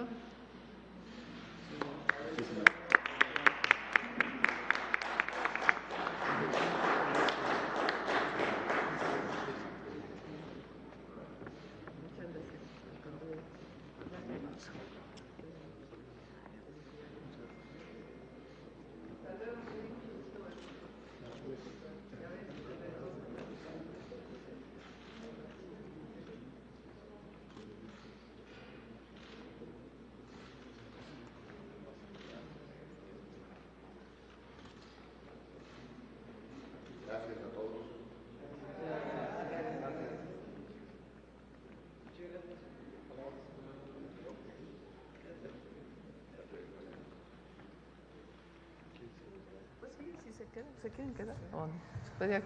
Nos quedan como 5 minutos de la mañanera. Ya, a ver aquí a la compañera que... Hola, buenos días. Soy Fernanda López Castro de Infobae México. Preguntarle ya de otros temas. Ayer la Comisión Independiente de Investigación sobre la Pandemia de COVID-19 en México se expresó en contra del nombramiento de Hugo López-Gatell como representante de México en la OMS. Ellos argumentan que pues, hubo graves omisiones y decisiones en el manejo de la crisis sanitaria que derivó en orfandad y rezagos en educación, economía y salud mental. Saber su opinión sobre pues esta... Son los mismos de siempre que han estado diciendo eso, ¿no? Desde hace años. Nada más que ahora pues tiene un nombre que suena muy elegante. Pero es Julio Frenk y todos ellos que desde el principio pues estuvieron en contra del gobierno por otras razones y tuvieron sus diferencias en la atención a la pandemia. Yo reivindico a Hugo como un gran profesionista y que va a hacer un buen papel en la Organización Mundial de la Salud. Hay mucho que tiene que ver con la política, ahí, en la crítica a Hugo López-Gatell. Entonces va a hacer un buen papel y son los mismos de siempre, pues, los que siempre han criticado, no hay algo nuevo ahí.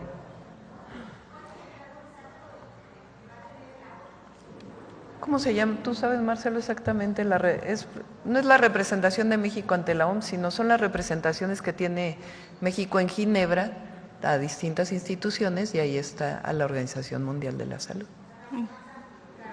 No, es a la Organización Mundial de la Salud directo. Sí. Bueno, pasando a otro tema. Bueno, me gustaría retomar un poco lo del crematorio en Chihuahua. Ayer unos colectivos... Pero vamos a verlo el martes, eso. Porque tiene muchos temas relacionados. No es para 2 minutos de respuesta. Entonces, el martes que viene el Gabinete de Seguridad, si quieren, tocamos ese tema. Ok, gracias. Bueno, ayer diversos sí se está atendiendo y se está en coordinación. Entonces, el martes se puede informar con mayor detalle. Muchas gracias.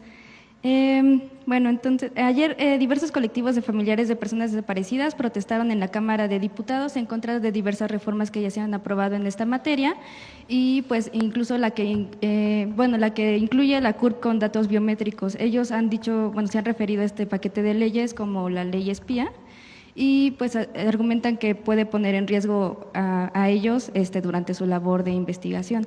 ¿Habrá alguna mesa de trabajo con ellos o alguna? Ya hubo. Y sigue la Secretaría de Gobernación. Rosa Isela hizo un diálogo muy amplio con todos los colectivos de familiares de desaparecidos, muy, muy amplio. Alrededor del 60, casi el 70% de las y los colectivos estuvieron de acuerdo en las modificaciones que se presentaron. De hecho, vinieron de ellos las propuestas. Y hay una parte que no estuvo de acuerdo.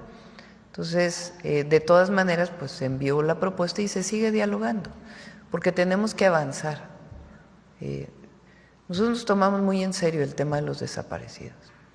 Y las modificaciones a las leyes que se hicieron es para dar más capacidad a las instituciones de seguridad pública y a la propia Fiscalía para poder actuar de manera preventiva en las primeras horas de denuncia de un desaparecido y también en la investigación de las personas que están desaparecidas. Entonces, se incorporaron muchísimas observaciones. Ahora, la famosa ley espía, hoy otra vez, ahí están no sé cuántos comentócratas.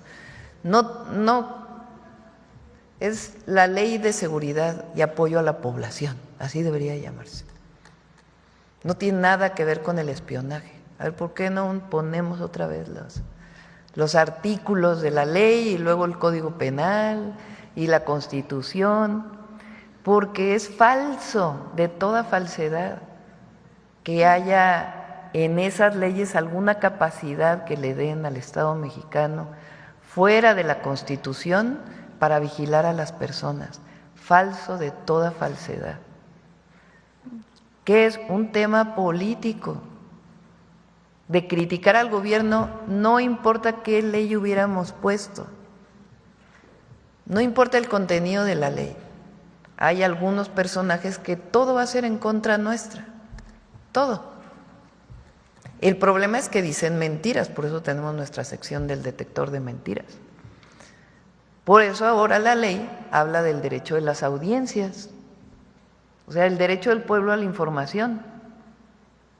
Porque lo que no está bien, todo periodista, todo editorialista, tiene toda la libertad de criticar al gobierno, toda, aquí no hay censura, ninguna censura, tienen toda la libertad y si no, pueden ver el 99.9% de los medios de comunicación, a lo mejor exageré, el 99% es una crítica permanente al gobierno, o sea, hay total libertad de crítica al gobierno de México, de crítica a la presidenta.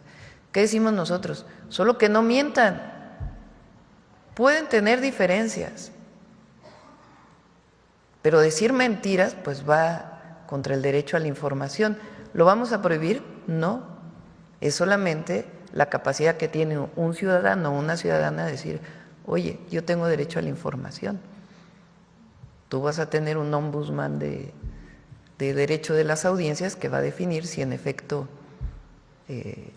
se violó el derecho a la información o no, pero nadie está coartando la posibilidad de informar, de decir, de opinar, nada, pues imagínense todo lo que hay en los medios ahora en contra de la presidenta y sencillamente tenemos derecho de réplica en las mañaneras. Ahora, falso que haya espionaje, a ver, la Constitución, otra vez vamos a artículo 16, ayer lo leímos, lo vamos a volver a leer. Las comunicaciones privadas son inviolables, eso dice la Constitución, y las leyes que se aprobaron están en el marco de la Constitución, porque así es nuestra estructura jurídica. Las comunicaciones privadas son inviolables. La ley sancionará penalmente cualquier acto que atente contra la libertad y privacidad de las mismas. Esto es la Constitución, lo que dice la Constitución. Excepto cuando sean aportadas de forma voluntaria por alguno de los particulares que participen en ellas.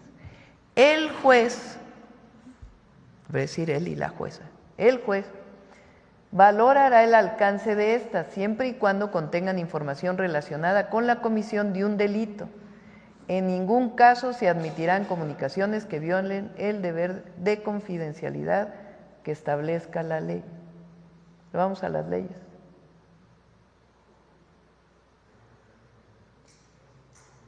Pónmela, a ver si tienes la que tenía, la que presentó Pepe, la que decía, ¿qué decía antes y qué dice ahora en qué artículo? Para que vean que no hay ninguna diferencia. Ley Federal de Telecomunicaciones y Radiodifusión, que estaba vigente hasta la aprobación actual, su artículo 190. Las concesiones de telecomunicaciones y en su caso los autorizados deberán 1. Colaborar con las instancias de seguridad y procuración y administración de justicia en la localización geográfica en tiempo real de los equipos de comunicación móvil en los términos que establezcan las leyes. Cualquier omisión o desacato a estas disposiciones será sancionado por la autoridad en los términos de lo previsto por la legislación penal aplicable.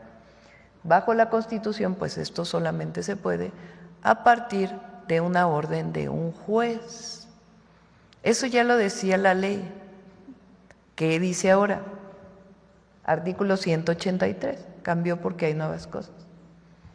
Colaborar con las instituciones de seguridad, procuración y administración de justicia en la localización geográfica en tiempo real de los equipos terminales en los términos que establezcan las leyes. Cualquier omisión o desacato a estas disposiciones será sancionada por la autoridad en los términos de lo previsto por la legislación penal aplicable. Lo mismo que ya estaba en la ley, solo cambió de artículo, porque hay nuevas disposiciones en la ley. O sea, ahí es falso, absolutamente falso, que el gobierno, que el CNI, que cualquier institución del Estado mexicano vaya a vigilar a alguna persona. ¿Cómo puede hacerse la vigilancia? A partir de la orden de un juez. ¿Cómo puede otorgar un juez esa orden? Pues a partir de una carpeta de investigación y de pruebas. Ahora vamos a ver ya lo que dijo el Reforma, porque ya le cambió ahora, ¿no? La primera plana. O sea, como ayer dije que era falso lo de la ley espía, que publicó el Reforma, 8 columnas, entonces ahora dice, ¿aplicará la ley espía? Los jueces carnales. Bueno. ¿Qué tiene que tener un juez para poder dar una orden? Pruebas de una carpeta de investigación. ¿Quién la hace? La Fiscalía. ¿Quién puede coadyuvar con la Fiscalía? El Sistema Nacional de Seguridad, de Inteligencia e Investigación, la Secretaría de Seguridad Pública, estatal o federal, pero tiene que mediar el Ministerio Público y la orden de un juez. ¿Y el juez cómo lo hará? Bajo pruebas de una carpeta de investigación. Siempre además el acusado o el que cometa, el presunto delincuente, pues tiene derecho a un juez, siempre, a un abogado defensor. Muchas gracias, Presidenta. Bueno, pasando a otro tema, el fin de semana pasado se viralizó una lista de casos de embarazos en los que había una gran diferencia de edad entre la madre y el padre, incluso había menores de edad de 10, 11 años hasta los 17, 20 y los padres de 40, 60, hasta 90 años, ¿no? Venía de la Secretaría de Salud y quería saber si es un tema que se haya tocado en su gobierno, si hay alguna acción en contra de estos casos o si se implementará próximamente y principalmente también por este llamado que hizo Olga Sánchez Cordero en relación a este tema de legalizar el aborto ya en todo el país, ¿no? Bueno, eso depende de los estados, pero lo que no es posible es que sea un casamiento con una menor de edad a menos que haya otra autorización. O sea, eso sí es delito. Entonces tiene que haber, si no hay consentimiento. Entonces, en caso de lo que esté penado, pues se ve exactamente cuál es lo viral.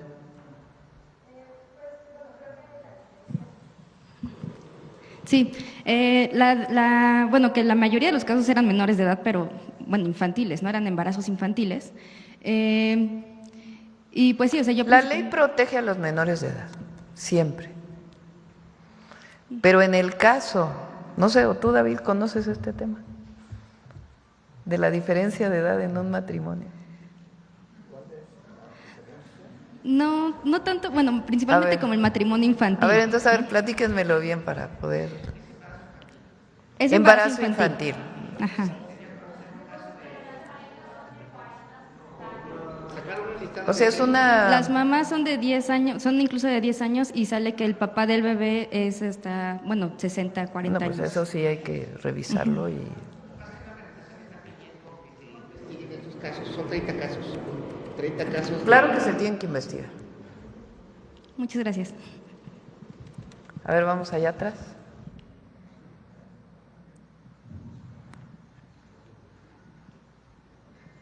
Y pueden ser casos de delito penal, por supuesto. Muchas gracias, Presidenta. Yara Darcinea, de Revista Fortuna. Con estas inversiones, Presidenta, y apuntalando también la exportación, ¿cómo podrían beneficiarse las compras consolidadas para 2026, las compras consolidadas de medicamentos y la presentación con certificados sanitarios muy sólidos? Ya lo platicamos también en otra… Con las inversiones que… Con Eduardo, sí. ¿Qué fue lo que cambió el decreto que emitimos? Tiene que ver con puntos. O sea, no se cambia la ley de salud, sino que tiene que ver con puntajes. Entonces, se le va a dar prioridad a aquella empresa que tenga planeada una inversión ya certera en nuestro país para poder adquirir los medicamentos. Eso es lo que fue publicado en el decreto. Allá. Ya yo creo que la última.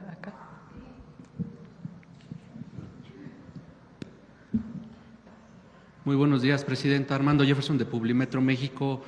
Preguntarle un poquito sobre el tema de las vacunas. Entiendo que a partir de esta inversión se van a fabricar vacunas. ¿Se nos puede mencionar cuáles serían principalmente, ya que en algunas partes de México hay brotes de tosferina y otras enfermedades que son prevenibles por este fármaco?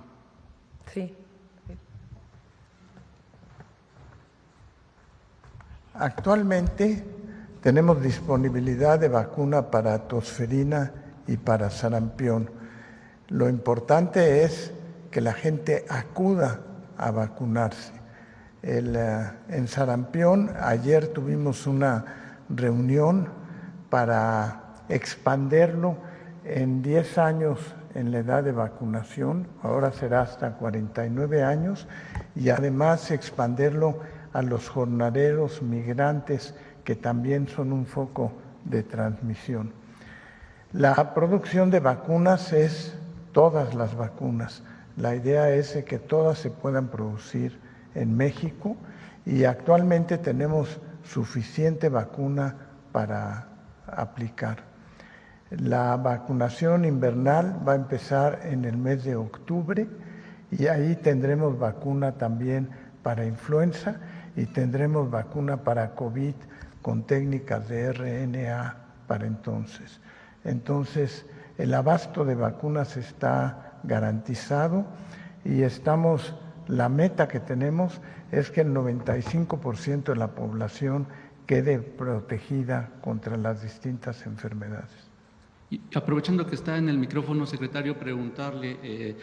En países de Europa como España, Francia, se está viviendo una ola de calor intensa, ya hay 8 fallecimientos, mientras el día de ayer Argentina registró su día más frío en la historia desde 1991 y México espera una ola de calor entre los meses de julio y agosto. Preguntarle qué estrategia están tomando desde la Secretaría de Salud y qué recomendaciones le daría a la población, pues principalmente mujeres embarazadas y aquellos que padecen de padecimientos cardiovasculares, siendo que son una población de riesgo ante este cambio climático. Sí, definitivamente el cambio climático está teniendo un papel muy importante. Lo vivimos, por ejemplo, el año pasado con los casos que tuvimos de dengue y con todo lo que tuvo que ver con el cambio climático.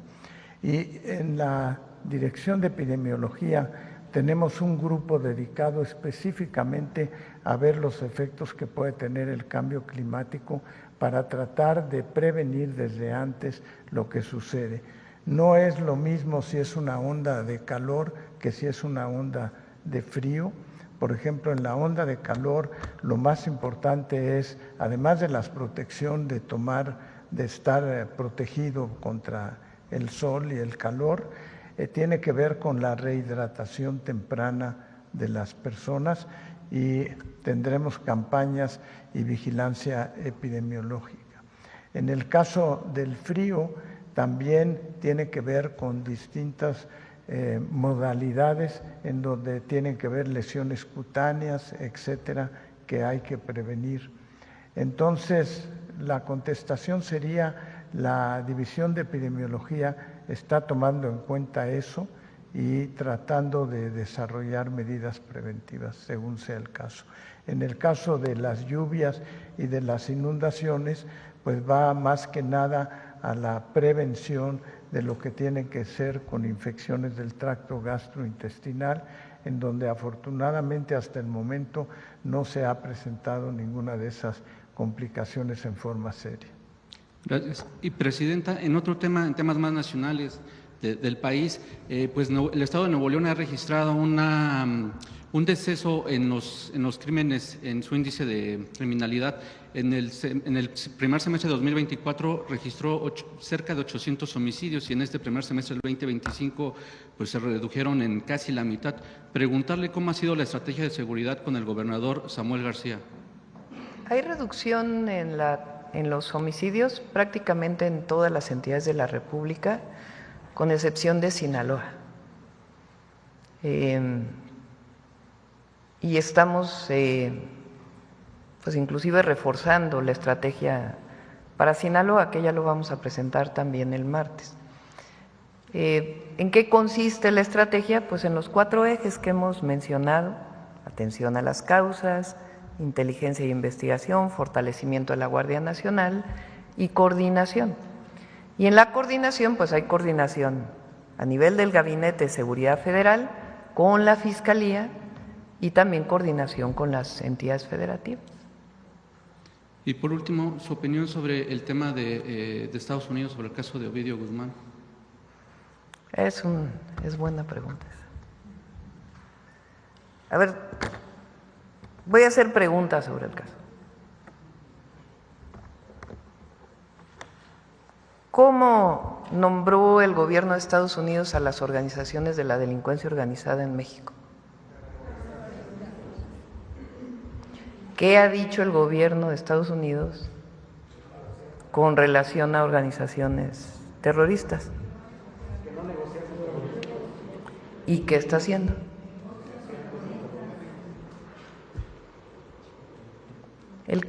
Este caso en particular fue una detención que hizo el gobierno de México. Durante esa detención fallecieron soldados mexicanos y se extraditó. Entonces, todavía se está concentrando en un juicio, pero pues sí vale la pena hacer esa pregunta, ¿no?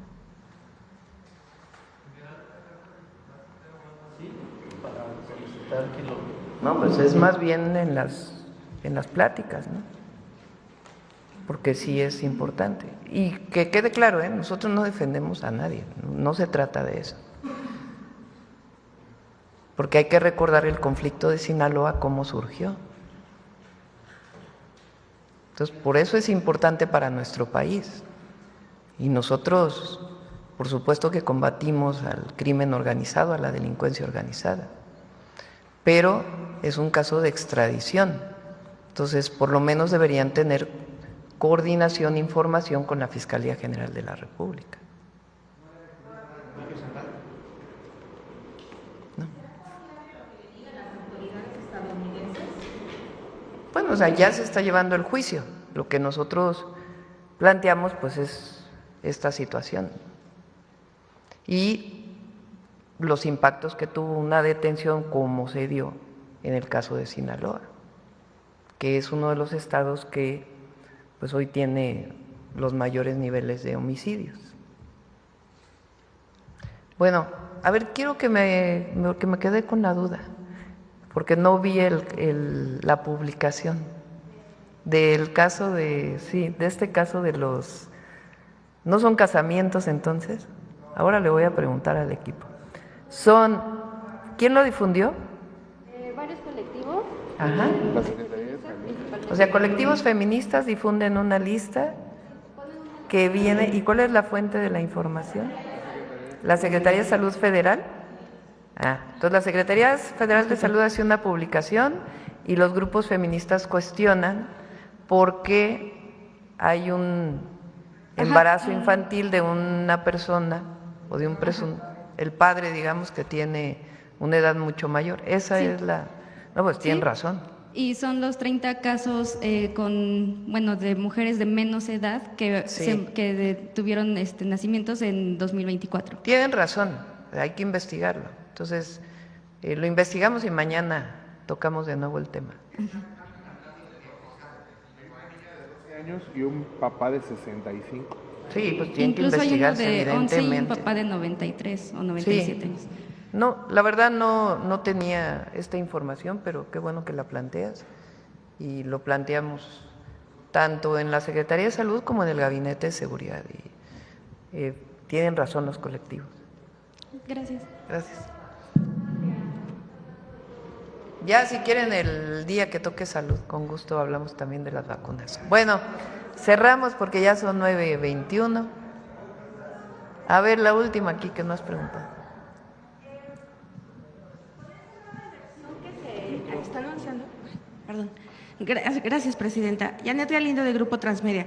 Con esta nueva inversión que se anunció, ¿cuánto es lo que Plan México hasta el momento ha anunciado? ¿Cuánto ha sido la inversión, tanto nacional como internacional, para el Plan México? Esto, gracias. Bueno, con su permiso, Presidenta. Tenemos todos los proyectos listados, los hemos presentado aquí, y el día de hoy se adicionaría esta suma a lo que ya tenemos, porque nos han confirmado estas inversiones que no teníamos registradas.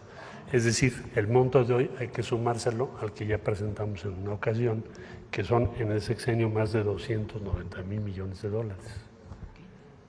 Este se suma, porque no lo habíamos incluido.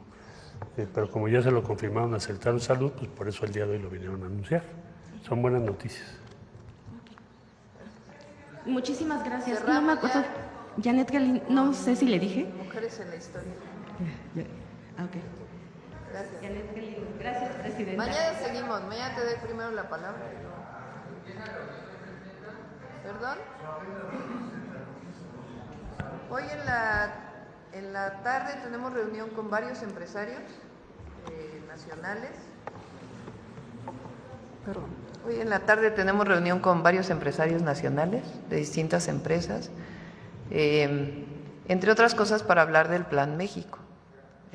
Ese es el objetivo. En la tarde, alrededor de las 5 de la tarde, sí, aquí. Pues es una plática. Tenemos reuniones con muchísimos empresarios. Hemos ido recientemente estuvimos con el Consejo de Negocios, estuvimos con el Consejo Coordinador Empresarial, y ahora son varios empresarios que han solicitado pues reuniones y decidimos hacer una sola reunión. Va a estar presente miembros del gabinete y el objetivo pues es seguir avanzando en el Plan México. A las 5 de la tarde. ¿Perdón? No, son diversos empresarios mexicanos, sí. Sí, adelante. Con permiso, Presidente. Muchas gracias. Muy buenos días a todas y a todos. El día de hoy vamos a hablar acerca de mujeres en la prensa. En la segunda mitad del siglo XIX hubo grandes cambios en la escritura de las mujeres.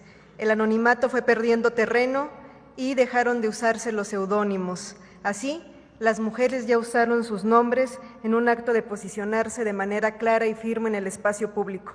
Publicaciones como La Siempre Viva y Las Hijas o Violetas de la Náhuac, o autoras como Esther Tapia, dieron pases gigantescos para que los nombres de decenas de mujeres como protagonistas figuraran en los periódicos.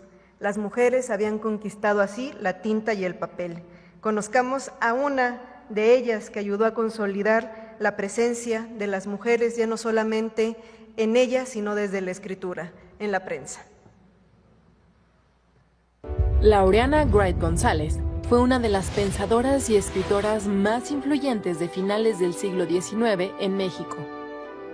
Hija de la mexicana Eulalia González y del estadounidense Santiago Wright, nació en 1846 en Taxco, Guerrero. Proveniente de una familia liberal, recibió una educación poco común para las mujeres de su tiempo. Estudió francés, inglés y los llamados primeros elementos de la Ilustración. Hacia 1865, escribió sus primeros versos, algunos de ellos sobre poesía patriótica. En los años siguientes, se incorporó a importantes asociaciones culturales y científicas de su época, como el Liceo Mexicano y el Liceo Altamirano de Oaxaca, siendo una de las pocas mujeres admitidas en dichos círculos. Durante la década de 1880, Laureana Wright se consolidó como periodista. Escribió en el Diario del Hogar, donde criticó abiertamente al gobierno de Manuel González, lo que ocasionó controversias y amenazas de destierro. En paralelo, colaboró en el semanario El Álbum de la Mujer. Además, comenzó a construir redes con otras mujeres intelectuales de su tiempo, como Mateana Murguía y María del Refugio Argumedo, con quienes colaboró en diversos proyectos editoriales. Fue directora de la revista América Literaria y a finales de 1887 fundó y dirigió el semanario Las Hijas de la Náhuac, con el objetivo de ofrecer un espacio para la escritura y formación de las mujeres jóvenes. En sus propias palabras, el proyecto buscaba que tuvieran un campo donde pueda ensanchar sus conocimientos y darlos a luz. En 1888, este semanario adoptó el nombre de Violetas de la Náhuac, y en sus páginas se incluyeron biografías, cuentos, consejos, noticias y poesía, enfocados en temas sobre la educación y la formación integral de las mujeres. Laureana Wright consideraba que el conocimiento era la pieza clave para la emancipación y libertad de las mujeres, pues sostenía que la ignorancia las mantenía en la condición de instrumento y que la única diferencia real entre hombres y mujeres radicaba en el acceso desigual a la educación. Además de su trabajo en la prensa, escribió ensayos considerados pioneros en la crítica al modelo tradicional de formación de las mujeres. Entre ellos destacan La emancipación de la mujer por medio del estudio y Educación errónea de la mujer y medios prácticos para corregirla. Su última gran obra, Mujeres notables mexicanas, fue publicada de forma póstuma y reunió biografías de mujeres destacadas en la historia nacional. Escritoras, maestras, artistas y profesionales contemporáneas a Laureana, como la médica Matilde Montoya. Esta obra es considerada un hito en la genealogía intelectual del feminismo mexicano. Laureana Wright falleció en 1896, dejando un legado que sentó las bases de un feminismo ilustrado en México, que décadas después sería retomado por nuevas generaciones de mujeres. Su legado permanece vigente por su claridad crítica, su defensa de la igualdad y su firme creencia en la educación como derecho y herramienta de justicia. Laureana fue una de las primeras mujeres que empezó a recuperar y a escribir sobre historia de las mujeres. Mujeres Notables tiene 124 semblanzas biográficas que ella hace más de 100 años recuperó. Es una publicación de 1910. Publicar un periódico en el siglo XIX sin duda pues era una lucha. Se requería lectores que los compraran y una inversión para sostenerlo. Que Laureana y sus compañeras promovieran el periodismo daba señales de un cambio significativo. Las mujeres ahora leían más y se involucraban también en asuntos de interés público. Laureana también fue una gran defensora de la independencia mexicana y de nuestros procesos históricos y, como vieron en parte de su obra, se dedicó a la poesía patriótica y me gustaría solamente compartir un breve fragmento de lo que escribió de la batalla del 5 de mayo de 1862, aquel triunfo del ejército mexicano, donde exaltó esta resistencia y valentía del país. Cito: «Débil ante su fuerza, ante su fama, desconocida, obscura, sin renombre, tú alzaste erguida ante la vil afrenta, el sostener tu honor no vacilaste, y a los sables blándidos de magenta tu valeroso pecho presentaste». Muchas gracias.